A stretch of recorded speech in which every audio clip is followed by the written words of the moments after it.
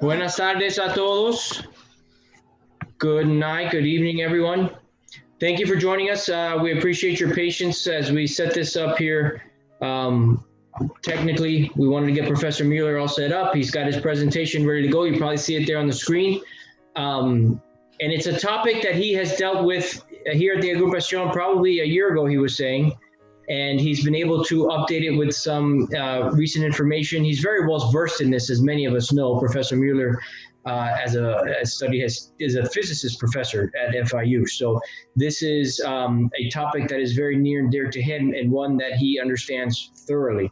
So I'm excited to hear what he has to say about intelligent design and how he's going to enlighten us. And if you have questions or comments, there is the YouTube chat as well, and the link to the Zoom meeting is there. If you want to join us live in the Zoom meeting, we welcome you in. Follow the link, or else feel free to post the comments on YouTube. So, profesor, si tú quieres, siga. Ok. Yo tengo esta presentación en PowerPoint. Supongo que ellos no me ven a mí, ¿no? Nada más que el PowerPoint. Verdad, solo escucha tu voz, no hay problema. PowerPoint. Yo puse aquí en el primer slide algunas palabras: creación y creacionismo, evolución y evolucionismo. No quiere decir que voy a hablar de todo eso. El tópico más importante de esta noche es el Intelligent Design, que lo voy aquí abajo, y la comparación del Intelligent Design con la quinta vía de Santo Tomás. Como ustedes saben, Santo Tomás tiene 5 vías para descubrir la existencia de Dios, y la última es el orden del universo. Y eso es precisamente lo que esta gente llaman Intelligent Design en el universo y sobre todo en la biología, en el ADN, que hay maravillas que se han descubierto en las últimas décadas. Entonces, también voy a mencionar estos conceptos, no para explicarlo, para tenerlos en mente. El problema de la existencia es distinto del problema de los modos de existencia, las especies, los animales. Una cosa es que las cosas existan, y otro es el modo de existir. Sorry, I'm combining English and Spanish as it comes, okay? Y tener en cuenta que hay mucho type of natural beings, de una hierarchy, lo inorgánico, lo viviente orgánico, lo espiritual. Y there's a materialist vision que dice que lo único que existe es la materia. Obviamente nosotros no creemos en eso, pero hay gente que sí lo cree. Debemos de tener una visión integral, no solamente la materia, sino las 4 causas de Aristóteles. Es un tópico de la filosofía de la naturaleza. Las 4 causas: la eficiente, la material, la formal y la final. Eso lo vamos a ver un poquitico al final. Debe haber integridad en las cosas que estudiamos, unidad y variedad. Y sobre todo tenemos que tener en cuenta la visión de la Iglesia. Pío XII fue el primero que habló del problema de la evolución en la encíclica Humani Generis. Juan Pablo II también ha hecho varias declaraciones en el año 2007 que produjeron un poco de revuelo cuando dijo que la evolución era más que una teoría o más que una hipótesis. También Benedicto XVI, vamos a mencionar un poquitito. Aquí la cosa empieza en el año 2000, cuando este muchacho joven, filósofo, publicó el libro llamado Intelligent Design, William Dembski. Si ven el subtítulo, The Bridge Between Science and Theology. Eso es muy ambicioso título, porque el puente entre la ciencia y la teología, lo que él pretende hacer. Entonces, publicó en ese año en la Universidad de Baylor, en Concordia College. Fue muy aplaudido hasta en Kansas. Okay. También el otro que forma parte del movimiento de Intelligence es Michael Behe. Michael Behe es un bioquímico católico de la Universidad de Lehigh y ha publicado muchos artículos. Y los darwinistas, como dice aquí, couldn't argue with his conclusion, not his facts. Fue un bestseller también en el año 1996. Behe tiene la idea de lo que se llama irreducible complexity y pone un ejemplo un poco tonto, pero bueno, es la idea. A mousetrap, he says, cannot be built by natural selection. Porque la idea de natural selection de Darwin es que poquitico a poco, across millions of years, you are adding little things, stepwise. Pero él dice, no, un mousetrap, si no tiene todas las piezas at the same time, it will not work. It has to be all or nothing. That's an example.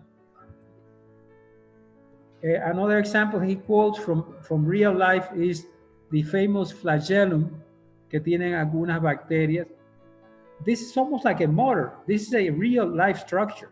Un filament that it turns around, etc., etc. It says a highly designed molecular machine. Debido al énfasis que él hace en molecule, machine, some people opposite to him say, oh, you are mechanism. So there are a lot of critics about his position. They accuse him of mechanicism, of scientism, etc., etc., which is nonsense, pero bueno, we'll see at that.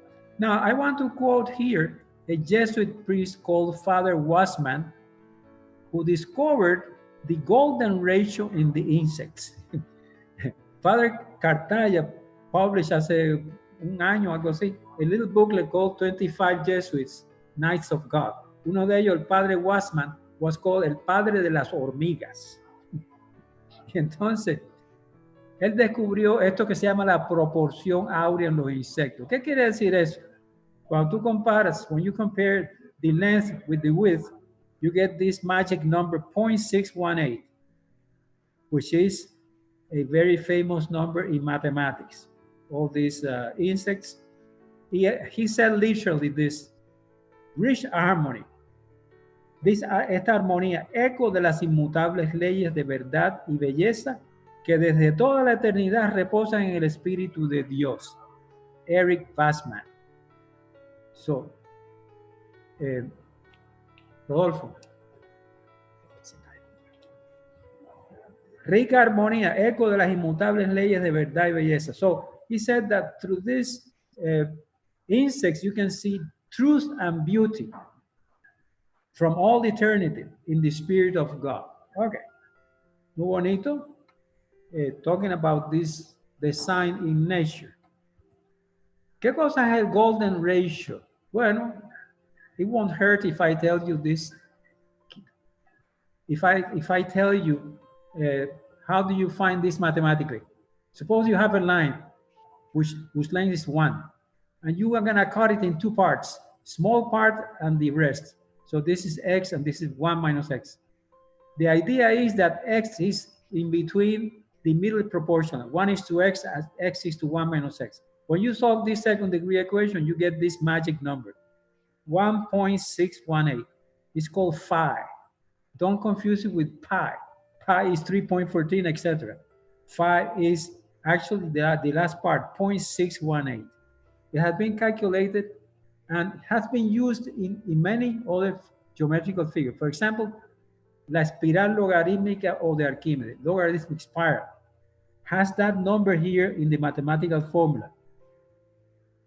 A multiplied by 5. This is a constant. When you apply different values of A, you get different spirals, but they all increase according to this exponential function. It's called the logarithm.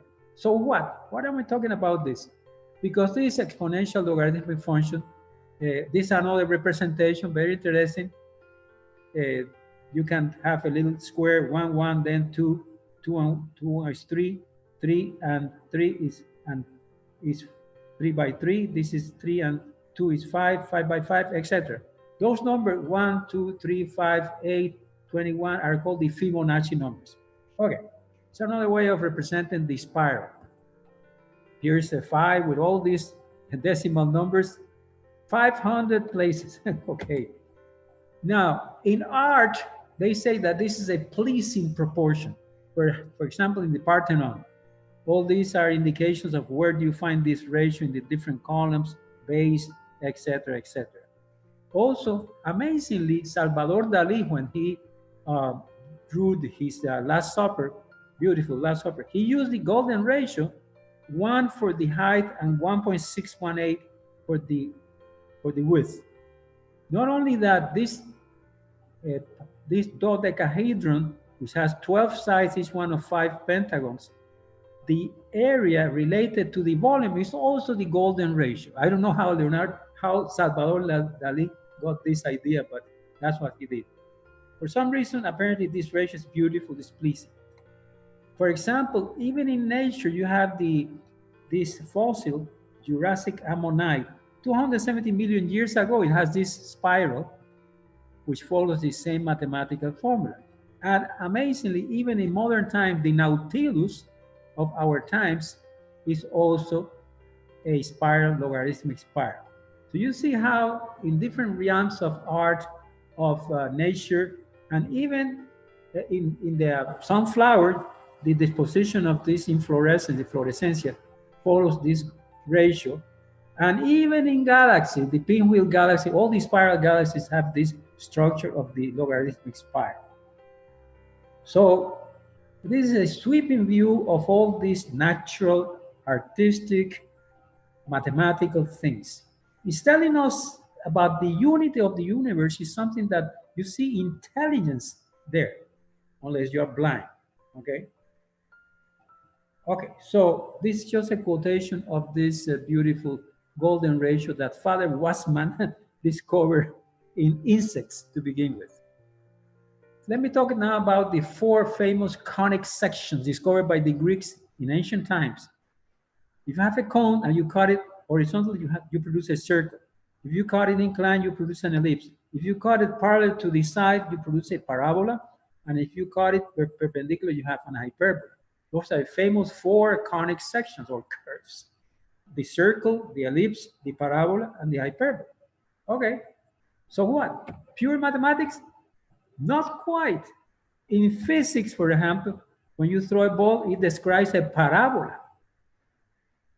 Galileo was one of the first persons that discovered that the shape of a projectile is a parabola. Descartes, I don't see you see here, found the geometric analytic equation for the parabola. Also, of course, in planets, Kepler discovered that the orbits of planets are elliptical, not circles, but elliptical. So you see how these curves became physical realities, incarnated, so to speak, in the planetary motion. This is Kepler's 3rd law. And then Newton used that 3rd law and his own 2nd law of dynamics to find the equation of gravity. So you see how all this collaborated to produce the advance of science in physics, especially that started with astronomy. Another example, this is just a combination of parabolas. If you keep throwing and you go beyond the horizon, you produce a circle and you can produce an ellipse. If you throw it very fast, you get out of the Earth. That's the escape velocity. Okay. Here is a hyperbola. This blue line and the other one, there are 2 branches produced by interference. And finally, I want to show you also hyperbola in nonetheless than in relativity theory, the famous 4-dimensional space-time. Like here it is. Okay, so, let's now forget about mathematics, about conic sections, even physical applications, the art of the golden ratio. Let's enter now biology, because we want to emphasize the beauty of the DNA molecule, the complication and the information that it contains. Okay, biology, there are plants, beautiful plants, animals of all kinds, etc. I found a list of famous biologists, but actually these are listed in alphabetical order: anatomy, bacteriology, botany, cytology, you see E. And they put here Mendel, famous Augustinian monk Johann Mendel, Gregor Mendel, that discovered the laws of genetics. There's a lot of them here. Koch, that discovered the virus of tuberculosis, etc., etc. Jenner, that discovered the vaccination process. Cuvier, paleontology, and Linnaeus, the famous taxonomical botanist. And at the end, they put Aristotle, simply because zoology is the last letter of the alphabet. And Aristotle was a good natural scientist, not only a philosopher, but he spoke a lot about animals and plants. Okay, here's some of the figures of these guys. Here's an ancient Theophrastus, founder of botany, they say, Koch, the Basilio de Koch, okay? Hooke, etc., etc. Here's Father Mendel. We're going to talk about Father Mendel a little bit more. And here's Jenner, the vaccination process. This the pathology, Russian scientist. Linnaeus, the one that classified practically all animals, taxonomy. And Aristotle at the end. Okay. For amazing, they didn't put what Darwin, so I added some of them here at the bottom. I added Harvey. Harvey discovered the circulation of the blood. Amazingly, Harvey used the 4 Aristotelian causes to discover that the blood was circulated in 2 cycles. Pasteur, everybody knows Pasteur. He discovered the fermentation process, the need to clean bacteria, etc. And the founders of evolution, Wallace, Darwin, Huxley. Wallace and Darwin published this almost at the same time, the same evolutionary theory. Okay. Let's concentrate on Mendel, because Mendel, after a lot of biology progress in humanity, he discovered something that nobody ever paid attention to: the laws of heredity. I put here's a commemorative stamp of Mendel. He was from Austria, Brno, actually the Austro-Hungarian Empire. And in this commemorative stamp, you can see the basic laws that he discovered. Remember when you studied this a little bit, he discovered dominant and recessive characters or traits. From both parents, if you get the 2 dominant characters, for example, suppose that violet is the color of a flower, it's dominant. Even if you have the recessive from your parents and one gives you the dominant is going to dominate, or RD. But if you get 2 of the recessive traits, then you're going to have a white flower. So you need an RR combination, because D always wins the battle. DD wins battle, DR and D. So 1 out of 4, in other words, 25% of the population is going to have this recessive color. Okay, so he calculated all these probabilistic and percent values and all that. Very interesting. The laws of heredity, I don't pretend to teach you this. Then came the study of the cell, how the cell replicates in sexual reproduction. It's called meiosis. How the chromosomes. Now, when Mendel was studying, there was no idea of genes at all. He called traits. Now we know that those genes are in what is called chromosomes. And here is an inheritance of the father and the mother chromosome. Then when the cell divides in 4 phases, the prophase, metaphase, anaphase, and telophase. Amazing. This is something that when you see this, is just like a ballet. It's like a choreography. The chromosomes separate by the spindles. They go to the extremes. Then there's a fissure here, and they divide. In sexual reproduction, they divide again. So everybody ends with half the number of chromosomes. Okay. Now, why is important of this? Those chromosomes contain a molecule, which is, they say, the hero of tonight's presentation, the famous ADN. In Espanol, DNA, the deoxyribonucleic acid, DNA or ADN, ácido deoxyribonucleic. It's a very long molecule that is twisted like a helix. And maybe you have heard this. It was discovered about 3 or 4 decades ago. And this structure is amazing because it's like a ladder. The 2 helixes are intertwined, and then you have a ladder of the connecting components of the ladder are only 4, A, T, C, and G, you see? Adenine, thymine, cytosine, guanine. And always A combines with T, T with A or A with T, and C with G, G with C, C with G. This is what makes this double helix pattern.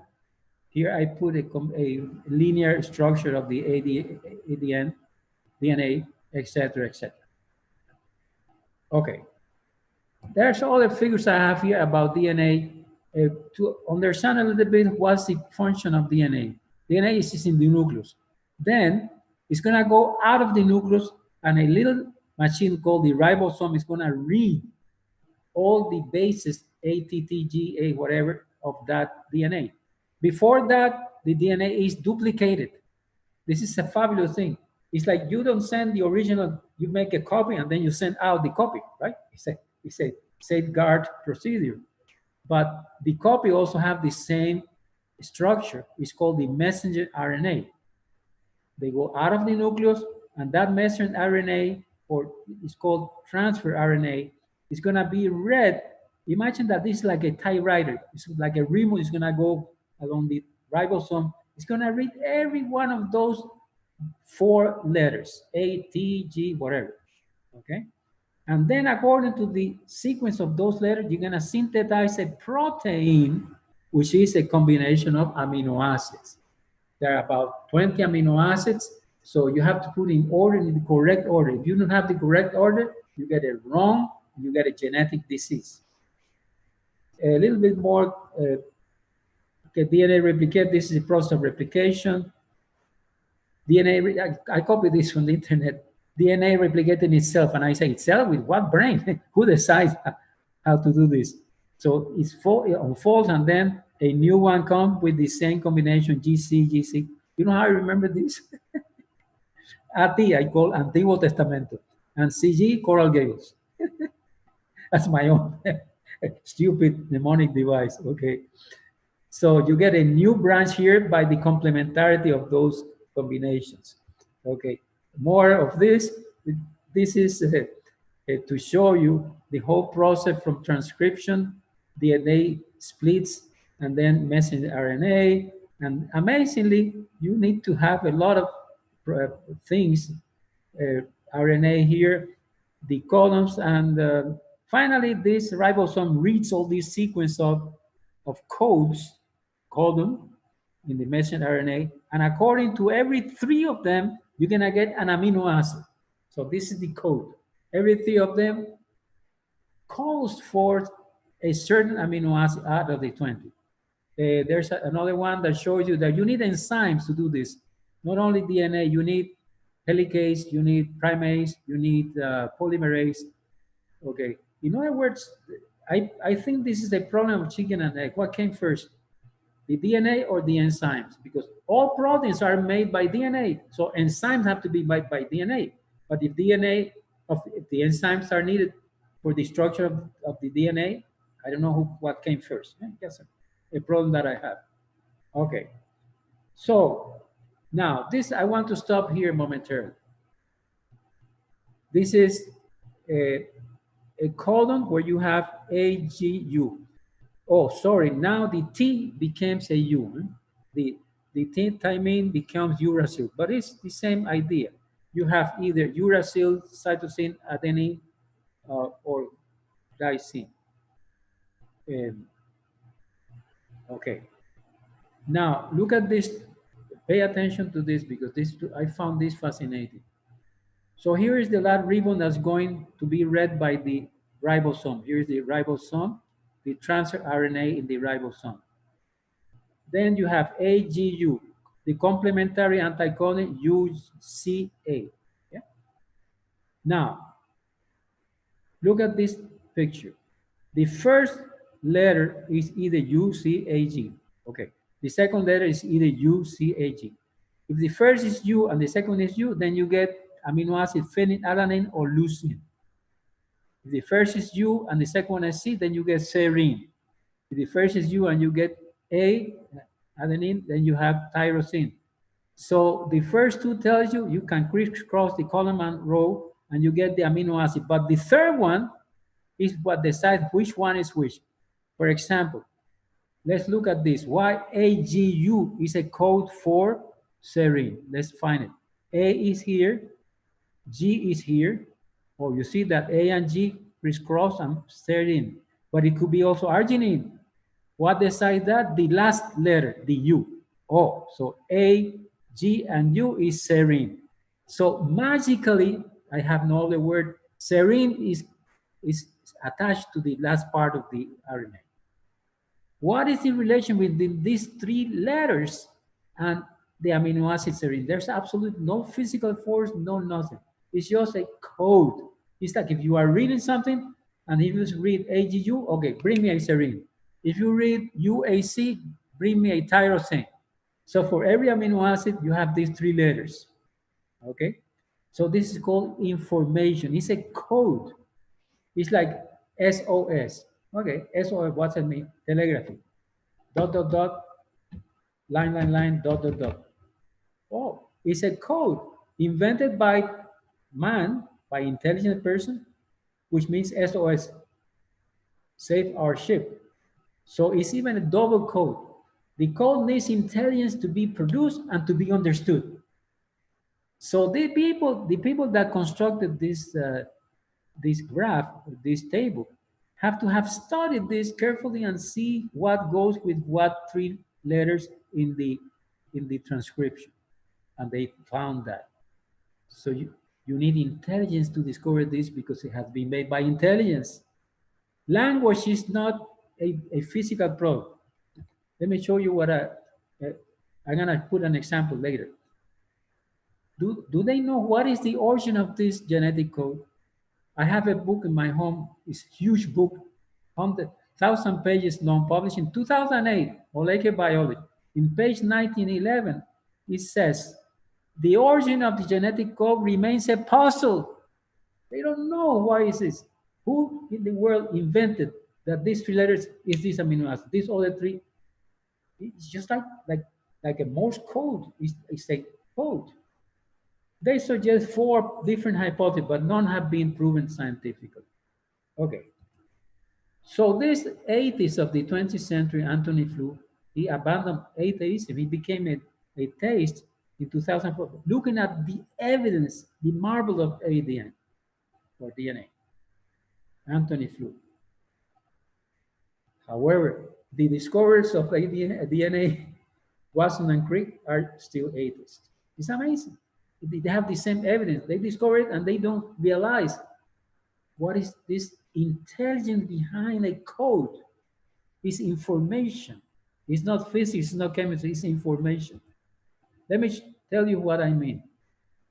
So I'm gonna put here a sequence of graphs, scribbles, and you're gonna tell me what they suggest to you to see at the end if you get what's going on. Okay, here's one stick, another.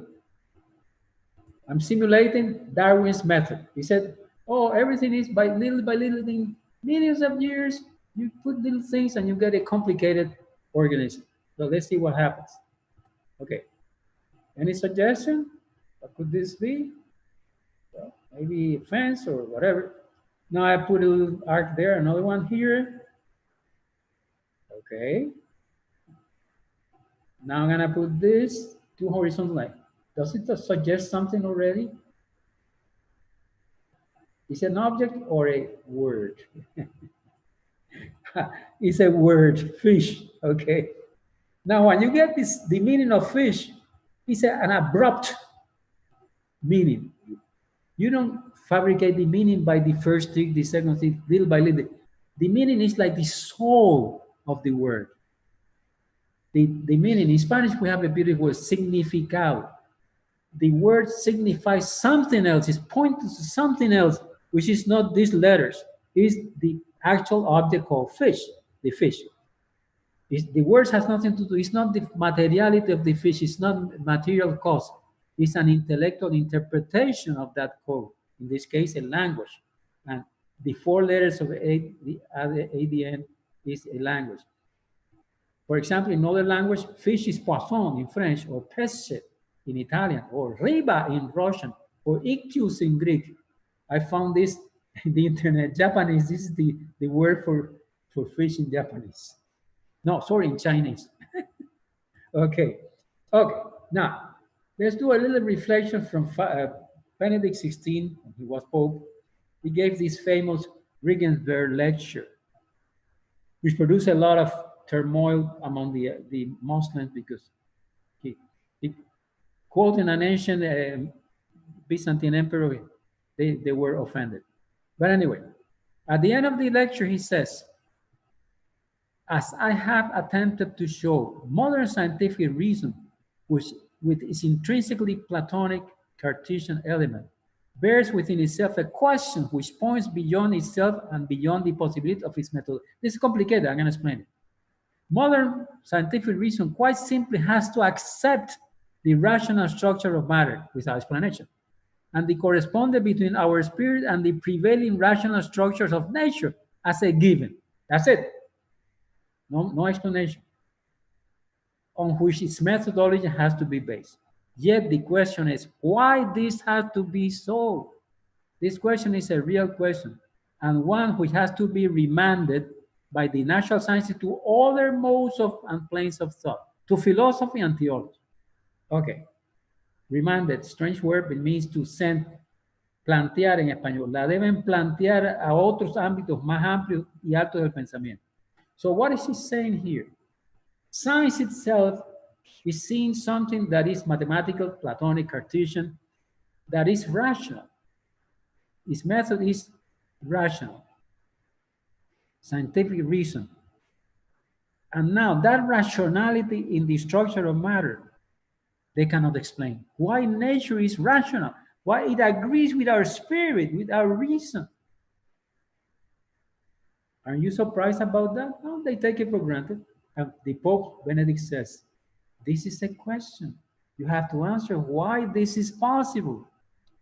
Your method cannot answer because the question is beyond the method.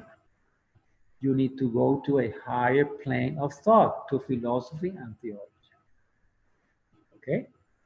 So, this is what these people of intelligent design are trying to do. I put this as a comparison with the words, men with 26 letters, men have written millions of books. With 12 notes, musicians have written millions of compositions, 12 notes. With 103 elements in the periodic table, God wrote all chemistry. And we saw with only 4 letters, the genetic code is the symphony of life with those. Now, here's the periodic table of the elements. By the way, it's 103 plus. There are some synthetic ones. But for organic living things, only you need mostly carbon, hydrogen, oxygen, and nitrogen. Basically, those 4 are the ones that are entering in the composition of living organisms. Okay. Now, we're gonna get, it's 9:31 already. I want to get some conclusions here. And of course, the big question is, what does this all mean for the knowledge of God? People of the intelligent design, they don't say that they're discovering God. They say that they're discovering intelligent design in nature. They don't say who is that intelligent designer. They're accused of being creationists and being pseudoscientists, which I think is a misunderstanding of what they're trying to do. What is what they're doing? They're doing philosophy. They're using the purpose of the idea of purpose in nature, which Aristotle called the final cause. Let me quote some of the Bible texts which are very interesting. Dios lo ha regulado todo con peso, número y medida. You know, this idea of mathematics in the universe. Wisdom 11:20. This is a famous phrase. God made everything with weight, number, and measure. The other one similar to it. La grandeza y hermosura de las cosas creadas dan a conocer a su creador mucho más grande y hermoso. In Wisdom 13:5. Okay. This is Romans, Paul saying the same thing. Si bien a Dios no lo podemos ver, lo contemplamos por lo menos a través de sus obras, puesto que Él hizo el mundo y por ellas entendemos que Él es eterno y poderoso y que es Dios. So to the created things we can discover God. Romans start saying they have no excuse. They were fascinated with the beautiful thing, but they didn't discover the creator. It's a very complicated text. Okay. And a famous mathematician, P.M. Dirac, founder of quantum electrodynamics, said that God is a great mathematician. Remember, Father Wasman said that those instances show beauty and truth and beauty. Mathematics has truth and has beauty. but mathematics lacks something, purpose. The mathematical theorem doesn't tell you anything about something that you can love, purpose. So, as Benedict XVI said, we have to go to still higher levels of wisdom, philosophy and theology.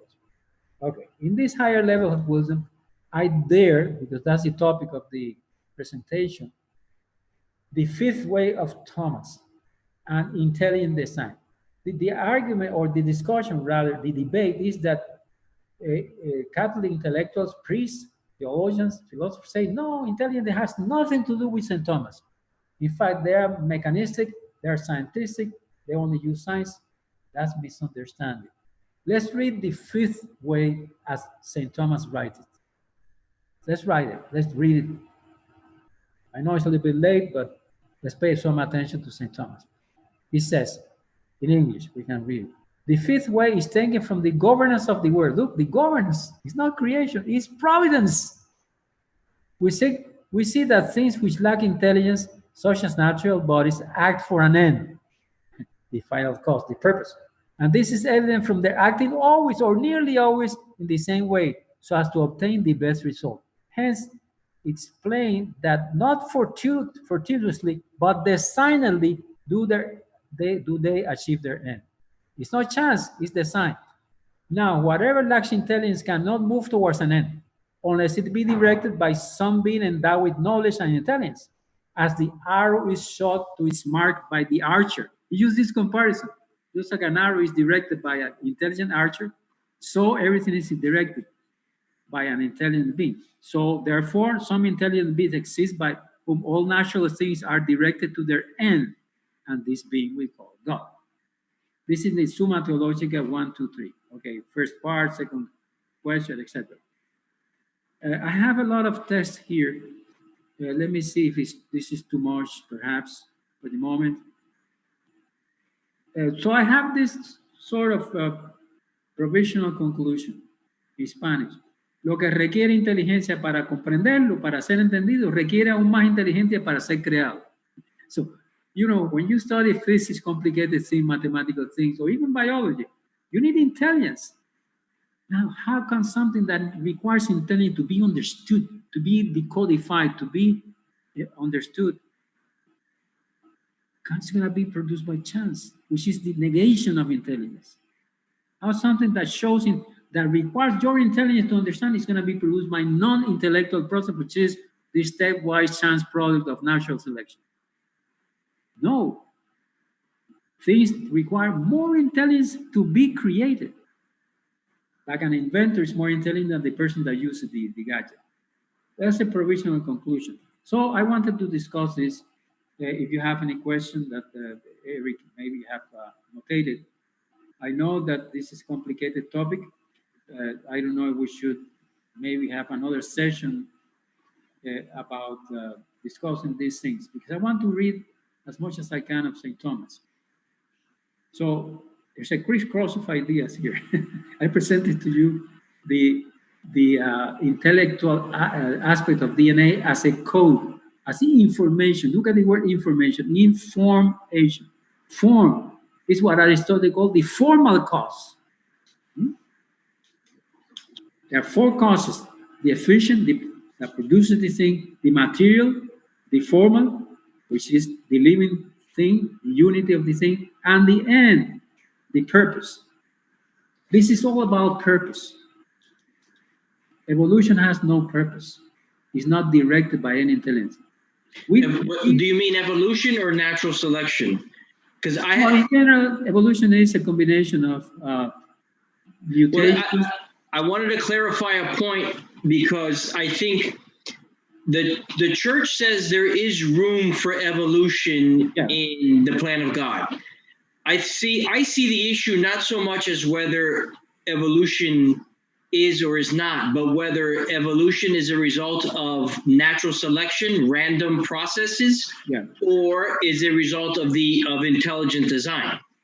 Yeah, that's the question. And in general, Catholic Church is given free. We are free to argue about evolution, provided that we don't deny God. God has to be behind evolution in whatever way. Right. Intervening, no, God doesn't intervene because they say, oh, God, Pope Francis said, God is not like a magician with his magic wand creating things one after another. That's not the idea. Governance in the idea of St. Thomas is providence, and providence is that God is create things and still take care of the creation. It's concurrence. It's not denying the secondary causality. He created things that have their own initiative. Living things, even more than inorganic things, have their own initiative.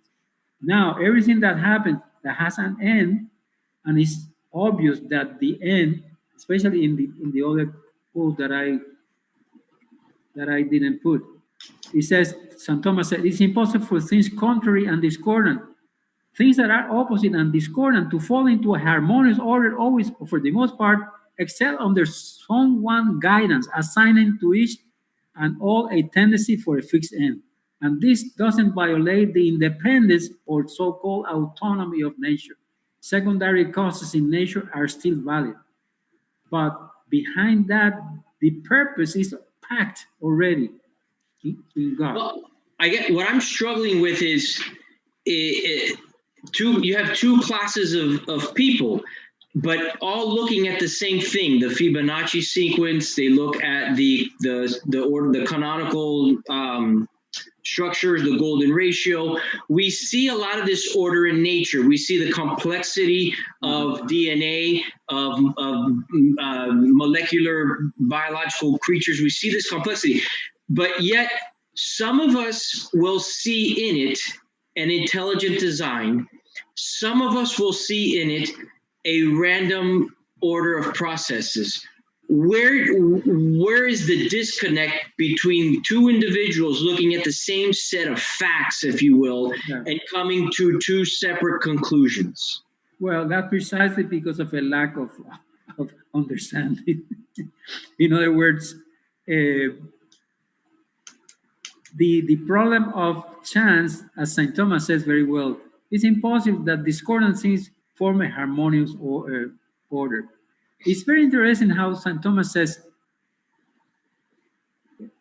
harmonious order always, or for the most part. So there's room for accident, there's room even for chance in the Catholic vision, in the Thomistic vision. What is when chaos exists is when there are two things interfering with one another. Chances like that. And he puts an example of a person going to the market and finding another one that debts owes him some money. So by chance, it was not premeditated. It was not prefabricated. In this sense, what appears to us like chance, random, complicated, for God, there's no chance. There's always a predesigned end for everything. What for us looks like chaotic, even a earthquake or whatever, God has already packed it in some people say in the beginning of the Big Bang. Okay. I know, for example, the problem of evil in the physical world is another problem. It's the reason why some people are atheists, that they say, no, God cannot permit this evil thing, disorder in the world and all that. But look at the order. There are things that, there's a famous phrase, and we have to remember, St. Paul says that nature was subjected to vanity against its own will. And nature is crying till the glory of the sons of God is manifested. Obviously, the sin has affected also the natural order. We cannot, and this has not been too much elaborated, this so-called subjection of nature to the vanity of sin. St. Paul mentioned that. It's amazing. So nature is crying because it was subjected to vanity against its own will. So I think there's where goes all these disorders. But let's look at the order. Okay? Sin is what produced the disorder, which is the opposite of God. He allows that. We know that God allows evil to get better goods.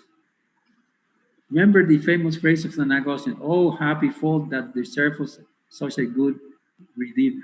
Because of the original sin, we get a redeemer. better than the natural situation of man. Okay, but now we're going away from the problem, but it's along that. Well, I don't know that it's going away from the problem, because I think you're bringing to the conversation that philosophy and theology that St. Benedict says properly belongs into the conversation. Yeah. Because we can't approach this in a very materialistic sense and only take what the microscope reveals. Yeah. And that's where I think the issue is that although we're rational and intellectual beings, we can't bring to the conversation the non-material. That's right.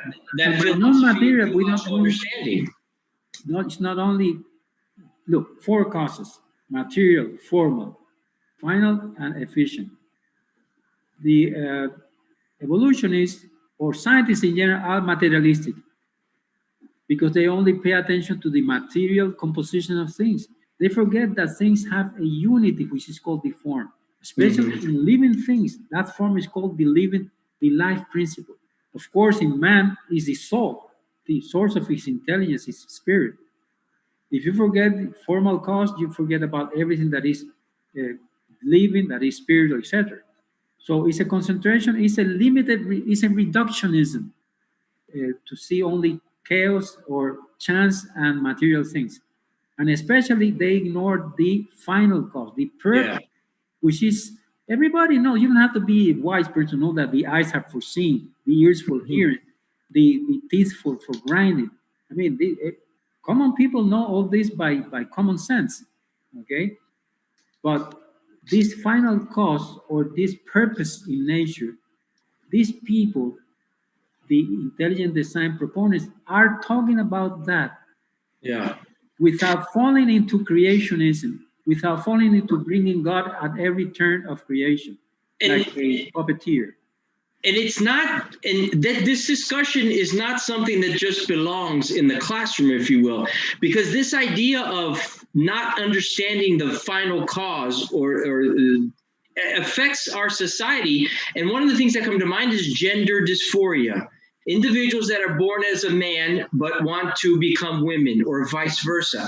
There's a lack of comprehension or understanding of the final cause of creation. That's right. Purpose. It's a degeneration or a violation of nature itself. The people of intelligent design, they bring in final cause without mentioning it. And if I were talking to them, because they're accused of being pseudoscientists, false science. Listen, they're above science. When you bring in the final cause, you are actually doing philosophy. It's a little bit complicated when you talk about final cause and formal cause. Are you doing science or philosophy? Well, I'm doing science helped or illuminated by philosophy. Why not? In fact, this is called natural philosophy. Natural philosophy is a department of science that combines the physical level with the philosophical level, sort of skips the mathematical level. Mathematical physics use the physical level and the mathematical level, combining mathematical physics. Very good, nice. But philosophical physics is the physical level and the philosophical, especially the 4 causes of Aristotle. So when they accuse these people of being pseudoscientists, or worse, being creationists, bringing God always too soon, ignoring the 13.7 billions of the universe, saying that the universe is only 6,000 years, all these crazy things. They're above that. I would say in their defense that they're above science without denying science. They're complementing science with a dose of philosophy, which is the purpose of. It's amazing that the concept of purpose have disappeared totally from physics long time ago. Well, that's the question that comes to my mind is why the disconnect from the, if you will, material sciences and the natural, or philosophy and theology. At one point in time, these things, they work together. I like the word complement. Philosophy is the handmaid of theology, and in the same way, philosophy complements science. That's right. at some point there was a disconnect and this refusal to beyond the material. Yeah, it's a dramatic drama that happened with the problem of Galileo, the birth of modern science. Progressive, these founders of science, which all of them were Christians, Newton, Galileo, you name it. And little by little, they drifting away from the philosophical wisdom. So now physics was only mechanistic without purpose. In fact, the purpose of physics is the downgrade of entropy, the thermal death of the universe. Amazingly, evolution goes in the other way to more complexity, even though they did not recognize any purpose, any goal. But in fact, life organizes things. Whereas in physics, everything goes to the disorder. That's the famous second law of thermodynamics. Why physics lost that purpose, I don't know. Maybe could be materialistic or pure mathematics. I think the mathematization of physics is the culprit, if you can say that, of losing the purpose, because mathematics doesn't have anything sense of purpose. It has beauty and it has truth, but it doesn't have purpose, doesn't have causation, it doesn't have good. You cannot love a triangle. You understand it. So there's where the Cartesian that Benedict XVI said, the Platonic and Cartesian spirit takes away this wisdom of science at its best. And it's so much so that science cannot explain its own rationality. We use rationality in the structure of matter and that, but why is that? How it agrees with our spirit? That's a question. Don't take it for granted. Pay attention to it. Look at the intelligence that you need to study things. And do you think that this all chance, this all material causes without purpose? So that's the question that Benedict XVI wants the scientists to consider. It's a valid, important, very important question. I'm talking about final causes. It's in the human level, it's catastrophic because we lose the meaning of life. If we don't have a purpose, life becomes totally meaningless. And the word that comes to mind for me is we lose the value of life. And I'm thinking of abortion. And another term just came to mind. There was a lady who she was, in social media. She had 4 children and adopted the 5th one. And the 5th one ended up being, if you will, an imperfect child, because the 5th baby that she adopted ended up with autism. And she decided that although the baby was adopted, fully legally hers, she was the mom, she no longer wanted the baby because it was too difficult. So she gave the baby back. And there's a term called rehoming. So they said, well, I'm going to have this baby to another home because it's an imperfect baby and I don't want it. So, when we don't see beyond the material, we lose the value. And abortion is one thing. It's not a life anymore. It's just a material thing inside my body. Yeah. And, the one about the autism hits home. My 4th daughter has a genetic condition, and I'm fascinated with DNA, and I really enjoyed that presentation. So my 4th daughter has a condition where her first chromosome is missing 30 or 40,000 pairs of DNA. So she can't make proteins that require her to function in the manner that me and you function. Her body doesn't have that. And it's an imperfection in the design, if you will, of life. And if I didn't see a value, I could discard her because natural selection, well, she didn't make it. Why didn't she make it? She's just not naturally cut, naturally fit to live life. She's not going to reason like us. She's not going to function like us. So what happens? She's useless. That's right. In a material sense. But I have to see beyond the material and see the value of that life. So I think it's very critical to understand the ideas that you're pressing, because it's what gives value to our society as a whole and informs a lot of the way of our policies and our laws.